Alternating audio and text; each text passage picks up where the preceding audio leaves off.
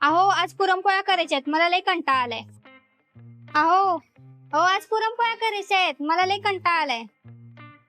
आपण बाहेरून मागू.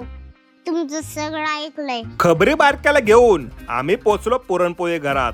आधी खाऊ मग घेऊ या सूत्रानुसार एक थाळी घ्यायची आणि इथंच खायची असं ठरलं. एकीकडे चपाती की पोळी असा तुपकट वाद सुरू असताना कॅमेरामननं वादग्रस्त विधान केलं. पोळीची मजा आमच्या सोबतच.